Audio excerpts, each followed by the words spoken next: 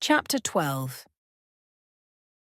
They were loaded in a wagon like sheep at the market. The terrain is simply too steep, Lord Tristan was explaining, handing Belinda Fairborn up into the waiting wagon laden with blankets and pillows of every size.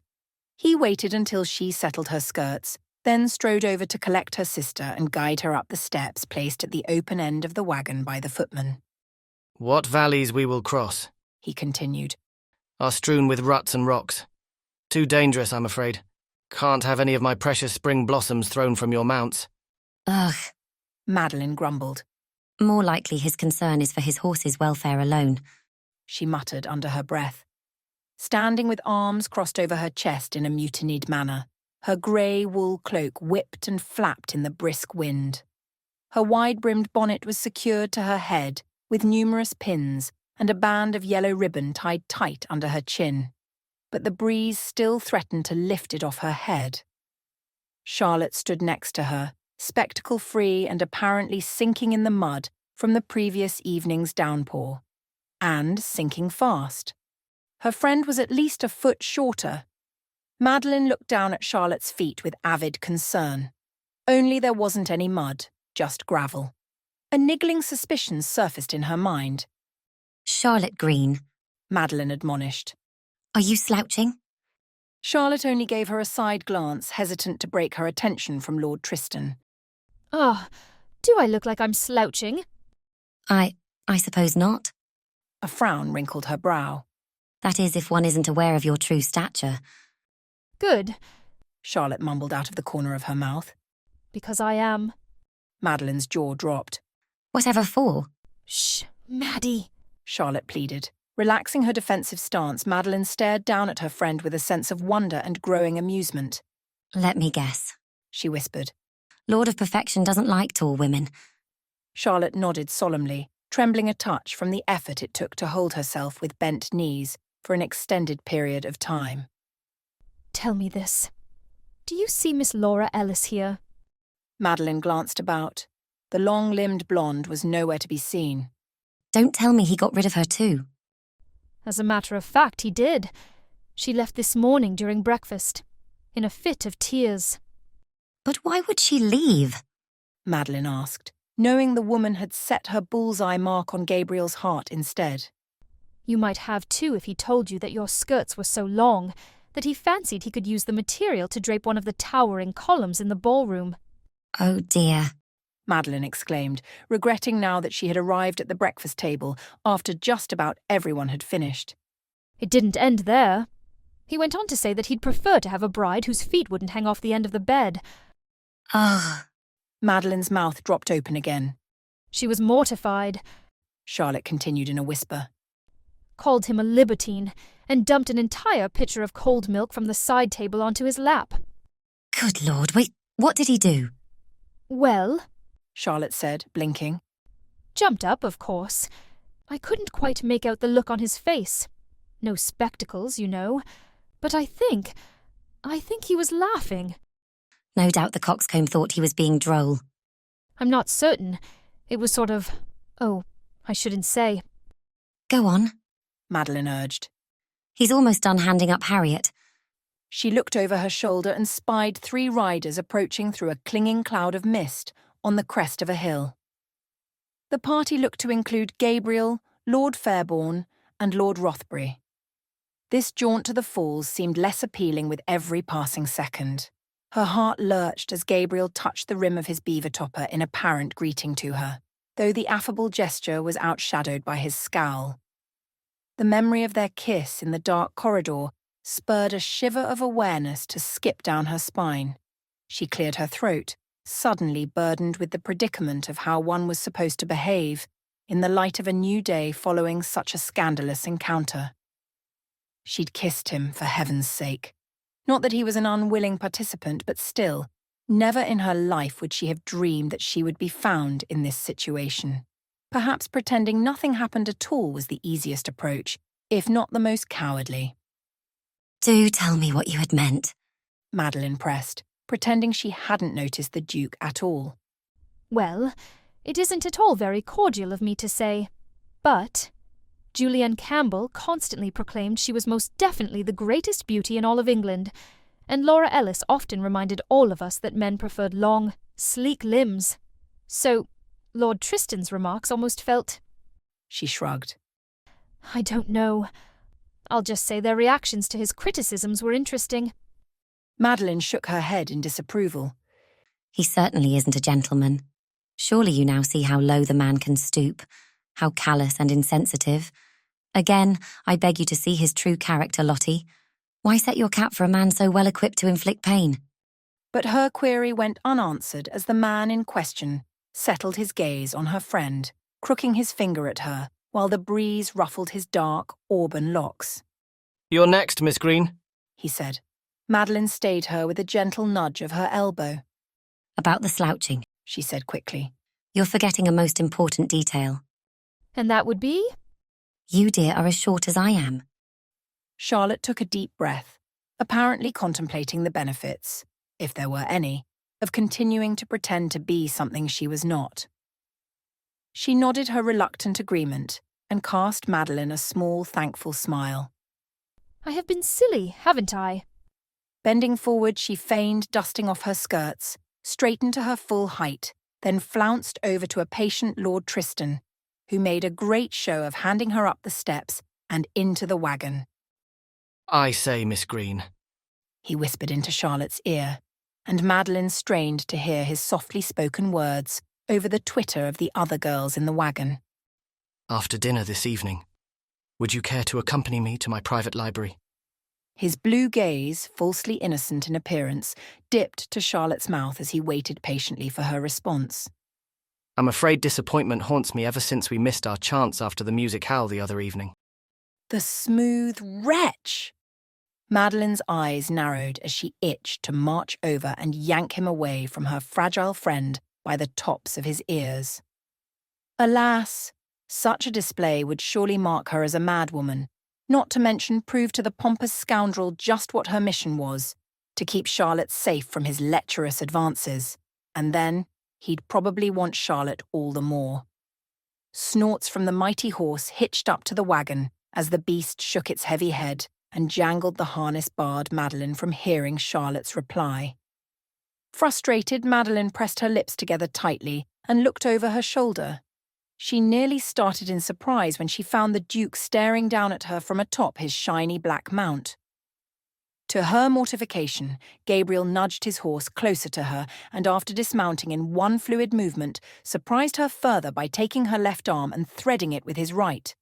With a rushed, almost angry pace, he guided her to the wagon. She had no choice but to go along. It was either that or let him drag her. You're too kind, she remarked with a touch of sarcasm, nearly tripping on a stone. Only the unflinching anchor of his arm kept her from falling face first into the gravel drive. Was this how he treated a woman he'd kissed passionately only the day before? Perhaps he wasn't marrying because of the simple fact that no one would have him. He possessed all the charm and gentleness of a wild boar startled from a nap.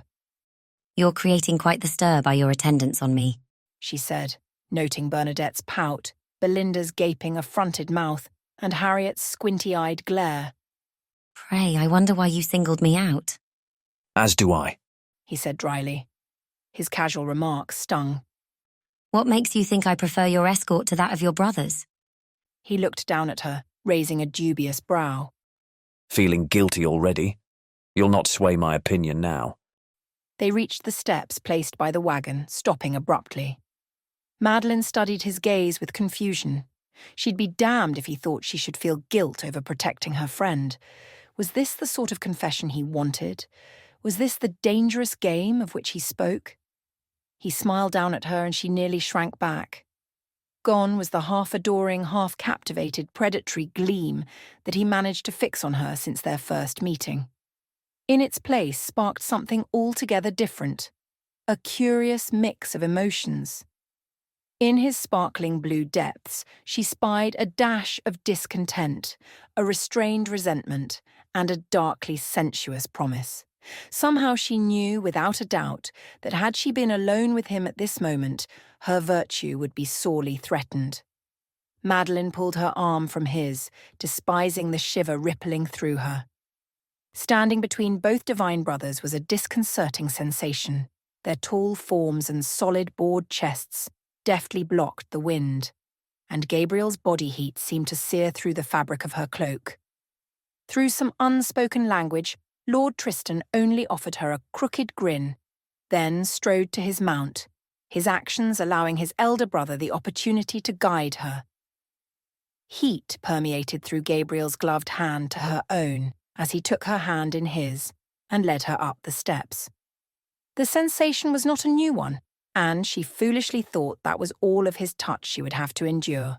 And then he placed his other hand at the small of her back.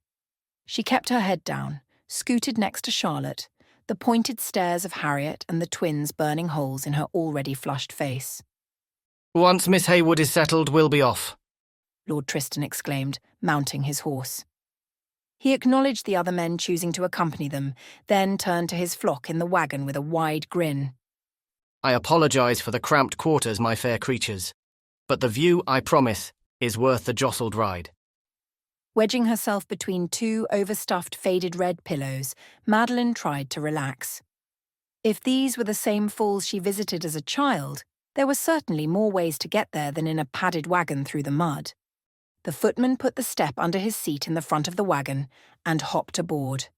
As the wagon lurched forward, Madelyn turned to watch Gabriel hoist himself atop his horse with an easy swoop, his movements sinuous, mesmerizing. Taking up the reins, he urged his mount into a gallop, slowing his pace once he pulled far enough ahead, taking the lead with an air of confidence. Tall in the saddle, his elegant riding clothes were tailored to his sleek, muscled form with strict precision. His long black cape whipped behind him, exposing his chocolate-coloured riding breeches, which fit snugly, hugging his thighs and displaying the flexing muscles rippling beneath. Her admiring gaze raked his strong, long form down to his black riding boots, almost as shiny as his mount's coat, and back again to his thighs. His waist was trim, his stomach flat, and her hungry gaze didn't miss the broad expanse of his back, nor the inch or two of tousled black locks resting on his shoulders, his fine, if slightly bristled, jawline. Madelyn's breath caught in her throat as her gaze locked with Gabriel's. With a knowing grin, he regarded her from over his shoulder, his heated stare letting her know he had witnessed her slow perusal of his body. In response, the prickly hot flush of a blush bloomed like wildfire across her face, spreading to her neck. She swallowed hard as she contemplated the benefits of burrowing into the wealth of blankets heaped in the wagon. However, she was saved from further mortification when another rider spurred his mount forward, blocking her view. Rothbury. He smiled at her like a tawny lion, his dark gold locks peeking around the rim of his top hat in a deceptively boyish manner. All of a sudden she fancied she knew exactly how a plump hare felt if surprised by a blood-starved carnivore. He tipped his hat and offered her a slow, conspiring wink, which she suspected had less to do with a rakish, perfunctory greeting and everything to do with the pleasure he found in unsettling her nerves. "'Tis a good thing I consumed only a slice of dry toast this morning," Madelyn replied over the rumbling of the jostled wagon. "We've been tossed around so much. Had I ate more, I'd have surely cast it up long ago." Charlotte laughed, holding onto her bonnet. It's kind of fun. I almost feel like a little girl, she said, then let out a squeal along with all the other occupants. Ooh! The wagon pitched sharply to the right, nearly dumping them all in a stream of mud left behind by the swollen river. It looked to have receded only an hour or so before. Madelyn buried her face in her hands. "This is absurd." Peeking through her gloved fingers, she spotted Lord Tristan riding alongside them, on the dry side, of course. He wore a suspiciously sheepish grin and covered a laugh with a well-timed cough. "He's done this on purpose. Charlotte, don't you see? The insufferable man has taken it upon himself to humiliate us for his amusement. Ah, I want to go home! Bernadette whined from the other side of the wagon, her yellow bonnet sitting at an odd angle atop her head. What I want, Belinda remarked from next to her sister, is to know why His Grace helped Maddie into the wagon. Yes. Harriet agreed, crossing her arms. Madelyn kept her gaze averted, choosing to ignore their taunts. A few moments later, the wagon slowed its pace and the ground thankfully smoothed. To Madelyn's delight, their rocky trail brought them surprisingly close to the beautiful village she had resided in as a child. After nearly an hour of traversing steep hillsides, only to dip into deep valleys and back up again, their party finally rode high above the tree-lined town of her birth, nestled within an expansive moor. She spotted the old hostel, where travellers were promised a hearty meal and ample rest within the grey stone structure. And beyond that, Mr. Walden's farm, his ponies grazing in the field. The sight of the welcoming village brought a pang of remembrance to her heart. The last time she was here, she was an 8-year-old imp, often muddy, always happy, and never far behind her mother's skirts. Just as they passed a tumbled-down abbey, the curious sound of a bubbling stream and the slosh of falling water enchanted the air around them. The horses were tethered to an old post near a copse of trees forming a canopy overhead. One by one, each of the ladies were brought down from the wagon. Madelyn teetered a bit, her eyes feeling a bit like loose marbles rolling about her head. Lord Tristan led the way into the woods, first passing up a fidgeting Charlotte to ask Harriet if he might be allowed to escort her over the bridge crossing the river. Madelyn inwardly cringed. From her friend's expression and hasty step forward, it was painfully obvious Charlotte thought Tristan had asked her. She stood wringing her hands, her expression flushed and uncomfortable. Madelyn itched to go to her, but a meandering Lord Fairborn, a daughter on each arm, stalled her progress. A warm hand touched her arm, and she looked back to see Lord Rothbury regarding her much like a panting lion. Miss Haywood, He said, his finger making a little circle on the sensitive skin on the inside of her arm. Reflexively, she snatched her arm away. The sensation might have been distracting, not to mention troubling, had her mind been able to focus on anything other than getting to Charlotte. if you would allow me. And without waiting for an answer, he took her hand and placed it on his sleeve. The Fairborns finally stepped to the side, choosing to admire the stream lapping at the sandy bank instead of crossing the bridge stretching across the tumbling, crashing river. And then she finally caught a glimpse of Charlotte. Her face flushed, only not with embarrassment but with laughter, as Gabriel mumbled and pointed to the great wall of rock at the north end of the falls. He came to her rescue. Madelyn whispered. Who, sweetmeat? Rothbury asked. Sweetmeat? She turned to the Earl, a brow raised. What's the matter? You don't like being referred to as an edible treat? She could do nothing but shake her head. Well, it did snare your attention from that tedious prig anyway, He said casually as they crossed the bridge. The last thing she wanted to do was converse with Rothbury. He might take it as encouragement on her part, but the disdain she identified in his reproach sparked her curiosity. You don't like Gabriel... His Grace? He shrugged. Just bores me, 'tis all. That and the fact when I asked permission to court his sister, he stalwartly refused. Surely you cannot fault him for responding negatively. You asked a question. It would be presumptuous of you to believe you should not be denied. As her guardian, he has every right to govern those who seek her company. Miss Haywood, He said forcefully. he threw me out of the house by the scruff of my neck. The animated remark on his otherwise serious face influenced a chirp of a giggle from Madelyn. It's not at all funny. Rothbury said, wounded. My neck was sore for a week, not to mention the effects his boorish reaction had on my pride. I'm sorry, my lord. She managed through her wobbly grin. Rothbury smiled suddenly, instantly putting Madelyn on her guard. See, sweetmeat, I make you laugh. What say you and I give it another go? The thought of being courted by Rothbury made her stomach tighten into a stubborn knot. If that was what he meant by giving it another go, she shook her head, unable to suppress her smile at his unwavering tenacity. Let us instead admire the scenery surrounding us, my lord. I have not seen such a beautiful sight since I was a wee one. He sighed, too dramatically for it to be genuine. You've ice in you veins, you know. Because of the recent steady rains, the river was a torrent of water, rushing over rock slabs of incredible proportions. The swirling, frothy water tumbled down the ledges like giant flooded steps, with a roar of sound that muted their party's spoken observations.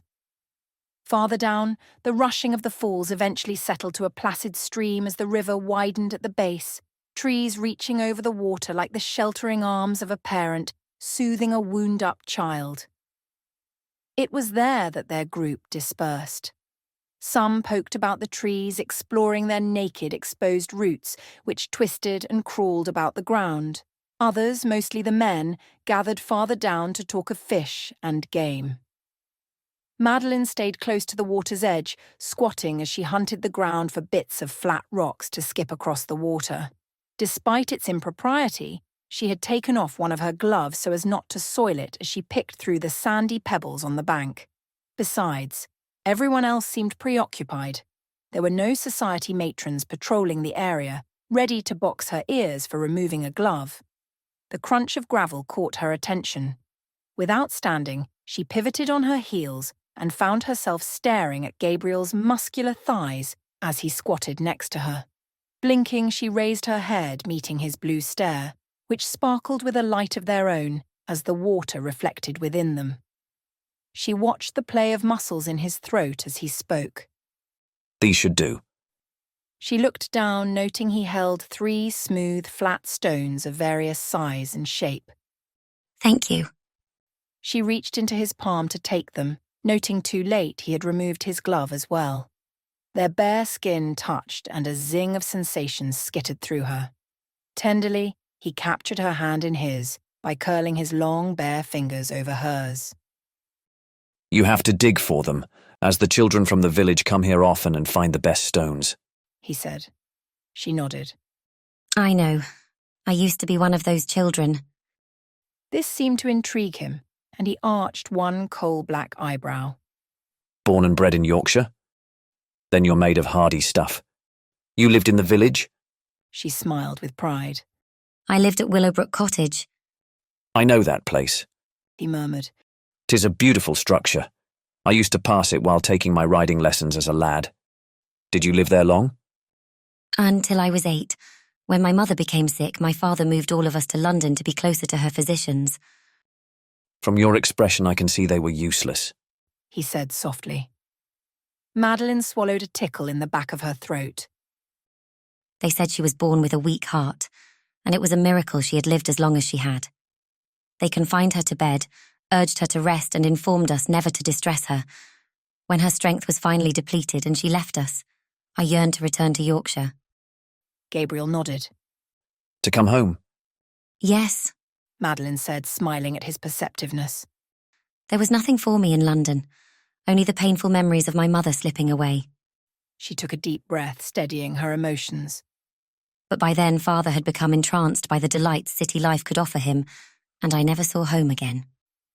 He released his gentle hold on her hand, only to lift it and press his mouth on her knuckles for a soft, lingering kiss. A delightful shiver ran through her. How many times he had kissed the air above her hand, and now finally made contact. You are here now. He murmured. His tender gesture did not shock her, nor did the sympathetic understanding she saw in his gaze move her to retreat into a protective shell. Rather, she found herself tempted to share her entire past with him. She sighed, reluctant to surrender to the temptation. Yes, here I am again. She said with a small smile. And if I get my way, I'll get to stay. That is, if Priscilla decided she was trying to snag the Duke, and at the moment Madelyn wasn't feeling very confident about that. Your way? Gabriel asked, both of his dark brows raised. Miss Haywood, explain what you mean. Well, She stammered, calling herself a blithering idiot. She had become so relaxed, Talking to him felt so easy, so natural. She'd forgotten he was a part of Priscilla's twisted plan. You see, the cottage is now owned by my stepmother's family, and I... She broke off, suddenly incapable of digging her foot out of her mouth. We should talk about what happened last night, in the corridor. Gabriel said abruptly. Madelyn lifted a shoulder. We don't have to. She replied, hoping he wasn't going to spout some polite apology. She had thought that was what she wanted, but now she gathered it would make her feel worse, that she was the only one who felt the pull in their wave of passion. Her heart skipped a beat then too while she stared into his tan, handsome face, the wind tousling his black, wavy curls, making him all the more attractive. One side of his mouth lifted in a sardonic smirk, reminiscent of his younger brother. Despite my efforts at self-control, it seems around you I cannot help myself. I cannot believe that. She parried softly. You had better. He drawled, letting the stones he found drop into her open palm. Because if you do not, if you continue to tempt me, you need to know there will come a time when I will not be able to stop myself. You are no longer safe with me. Women like me do not tempt men like you. She spat. There aren't many women like you. He growled. In fact, I've never met anyone like you in my entire life.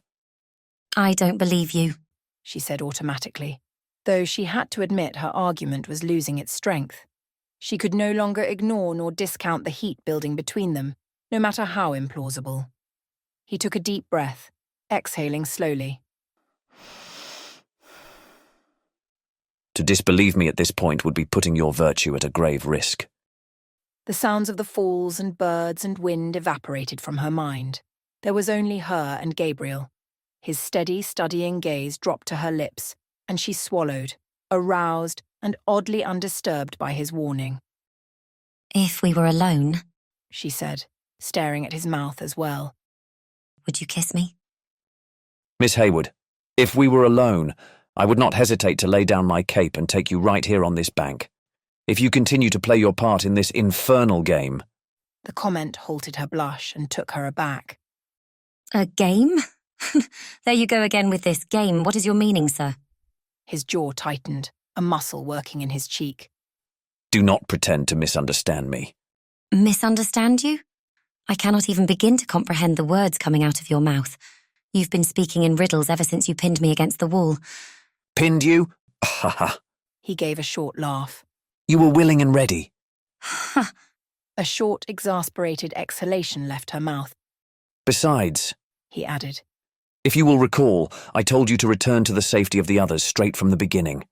You could have left. And you could have kept your lips to yourself, sir. And you could have kept your tongue inside your own mouth, madam. Ha! She gasped loudly, her blush so fierce she imagined she glowed. And you could have kept your... My what? Gabriel taunted, his eyes taking on a sultry gleam sizzling into her soul. This argument hasn't anything to do with what body part one put in whom, is it? Your Grace? Came Bernadette's whine from behind them. I cannot find any good stones either. Gabriel and Madelyn stood abruptly, like guilty adolescents, and turned away from each other. She directed her attention to the stream, and he to Bernadette's delicate beauty. Gabriel didn't even try to smile. He scanned the path along the stream looking for Tristan, and finally spied him picking wildflowers, handing them alternately to Miss Green and Miss Beauchamp. Without his help, the young pup managed to find the two women in this bride hunt who still truly wanted him. Perhaps, Gabriel mused, Tristan's instincts were stronger than he had originally imagined. His gaze swung back to Bernadette. Might I suggest you inquire after Miss Haywood's assistance? Oh, no, She stressed, drawing out the words dramatically. a gentleman could not expect a lady to soil her gloves, not even Miss Haywood. Out of the corner of his eye, Gabriel watched Miss Haywood discreetly dust her finger on her skirts, then quickly slip on her glove. Her subtle attempt at propriety provoked his grin, but he instantly regretted it, as Miss Fairbourne assumed it was directed toward herself. She batted her lashes, tilting her head to the side in supplication. Wearily he sighed. All right, Miss Fairbourne. Let's see what we can find. As he bent toward the ground, he could have sworn he heard Miss Haywood laugh softly. He had found 2 stones when a lace handkerchief floated in front of his face, landing on the toe of his boot. Oops. Belinda Fairbairn said. He should have known her sister would soon follow. Picking up the heavily perfumed square with his thumb and index finger, he stood, holding it in the air between them. Dropped something? May we, The younger twin agreed silkily. seeing as you so gallantly retrieved it, why don't you keep it? Consider it a memento of moi. Now he was sure he heard Miss Haywood laugh. With flicks of her wrist, she sent the 3 stones he had given her, skipping across the slow-moving stream in quick succession. Before she walked away, she tossed him a secret smile from over her shoulder. He looked down at the handkerchief, shaking his head slowly. Thank you, Miss Fairbairn. But I'm afraid in accepting it, my brother might become enraged with jealousy. He returned it to her hand and she purposely brushed her thumb across his knuckles. And what sparks your jealousy? She whispered. Belinda! His Grace was helping me.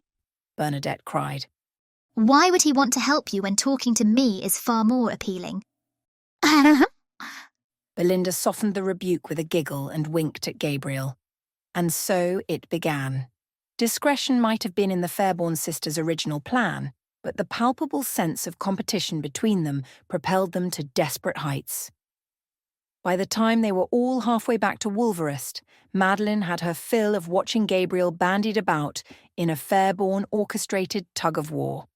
But she did find the sisters' diminishing lack of decorum and Gabriel's growing discomfort while he tried to maintain his patience and polite indifference humorous.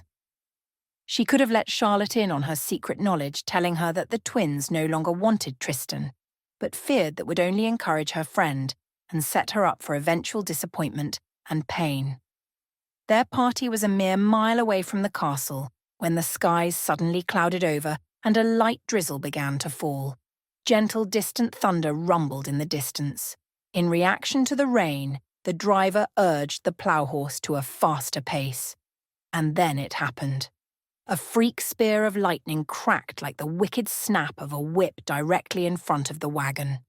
The mare reared up and jerked into a frenzied run, throwing the driver and an unsuspecting Bernadette Fairbairn from the wagon. With a death grip on Charlotte, Madelyn looked back, noting that the driver managed to quickly return to his feet. He ran after the wagon, waving his hat and shouting. Miss Fairbairn remained on her back, her feet in the air, reminding Madelyn of the dead mouse she spied by the stable earlier that morning on her way to the wagon. The men went into immediate action. Rothbury and Tristan rode ahead, desperately trying to herd the startled beast from crashing into a nearby wooded area. Fairbairn stayed behind, seeing to his daughter who was now attempting to stand. Losing his hat to the wind, Gabriel stood in his stirrups, his black cape whipping behind him like a pirate flag, as he urged his mount alongside the wagon. He rode dangerously close to the frightened horse, leaning forward in order to grasp the reins bouncing along the startled mare's back. Before the Duke could grasp them, however, the wagon crested a small rise, and the entire contraption hopped up into the air, then came crashing down with a slam, jolting Madelyn free from Charlotte and sending her over the edge. Frantically, she grasped at a blanket and held tight, her feet furrowing along in the mud as the wagon ploughed onward, dragging her with it. She cried out, her right foot popping up as it connected with a rock. Her grip slipped and she flew backward, landing in the cushy mud, flat on her back. In the distance, the rumble of the wagon lessened as Gabriel regained control. With her bonnet sitting cockeyed on her head, Madelyn remained still, helplessly moulded into the mud, stretched out in a giant X. She would have laughed uproariously if not for the shooting shards of pain centering from her ankle. Gingerly, she attempted to lift her head. Wait! Gabriel shouted, running to her side and coming to a sliding stop on his knees. His broad chest rose and fell as he fought to control his breath. Don't move yet.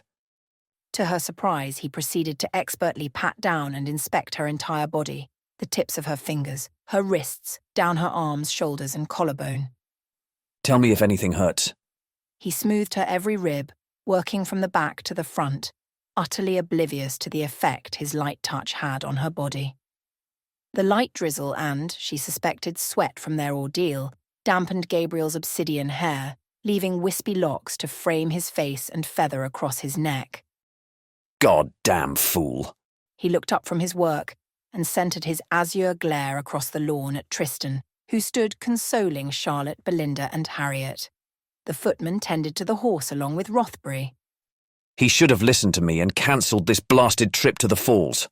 Gabriel ranted, mussing up his hair further with a frustrated sweep. Bloody hell, woman. You fell hard.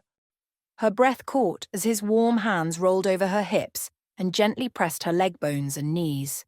A voice inside her head told her she should have told him by now it was only her right ankle that hurt, but some sinfully delicious part of her knew he would then stop his glorious torment on her flesh. Is Bernadette all right? She asked. He nodded, looking up at the girl and her father briefly. Got the wind knocked out of her is all, I suspect. He muttered as he inched his way down her calves. Her father's walking her back to the castle as we speak. Oh, She managed, hoping her response didn't sound like a moan, for it did to her ears. Now, completely at his mercy for want of his touch, she didn't even blink when he removed her boots. huh. Her sharp intake of breath when he reached her right ankle stopped him cold. Your ankle. He said, finally meeting her gaze. It pains you? She nodded. When I was falling out of the wagon, I whacked it on a rock. He cringed in sympathy, then assessed it, gently turning her foot this way and that. No pain here. She shook her head. Only when you... She gasped as his fingers gently brushed against the sensitive skin on the inside of her ankle. I'm sorry. He said, his damp brows scrunching together. I think it's only bruised. I'll send for the physician once we return. Here, just in case. Lifting his chin, his nimble fingers loosened and untied his cravat. He unwound it from around his neck and proceeded to wrap her foot and ankle. The fine linen felt warm, almost hot to her cool, stocking-enclosed flesh. Her attention was immediately drawn to the golden skin of his naked throat. She gulped as his warm, masculine scent reached her, and a sudden longing rose up within her to be kissed by him. Held by him, or to be the recipient of any act, really, that would involve this man being closer to her. I'm afraid you'll have to help me stand. You see, She said, grimacing. I believe I'm suctioned to the earth. She was rewarded with his slow grin. He spared her a quick glance, a flash of blue, then continued to busily wind his cravat around her ankle. His long tan fingers touched her gently, and she found herself longing to feel his deft fingers along her calves again. Only you, love. He said softly. Only my lovely Miss Haywood would find humour in this situation. The faint wail of Bernadette compounded his comment. When he finished, he reached out, slowly pulling her to a sitting position, then helped her bring in her legs. Are you certain nothing else pains you? She nodded, wondering how in the world she would hobble back to the castle. They were only about 500 feet away now, but she fretted that she'd have to limp all the way there. And as far as she was concerned, she'd never ride in a wagon again, calm horse or not. I will carry you back. He stated matter-of-factly, as if reading her thoughts. And might I say, you have very cute feet, by the way. Ah, thank you. Oh, He lifted her effortlessly in his arms, his hard, unyielding body instantly warming her. I don't think this is a good idea. I'll ruin your fine clothes. He shrugged, which jostled her. Ruin me, then. She quieted, contemplating his gentle ministrations and the protective, almost loving way he held her to his chest. Unable to stop herself, she rested her cheek against his breast, giving in to the comfy sensation of being taken care of by the man she had thought was an insensitive, pretentious bore. As soon as we reach Wolverest, I'll send for the physician. Baths will be readied for you both, of course. And then... His voice trailed off, and she lifted her head to meet his gaze, but he was staring. No, scowling ahead. She felt his muscles stiffen, and she suddenly likened her position to that of clinging to a brick wall. And then? She prompted. And then I'm sending you home. What is, Papa?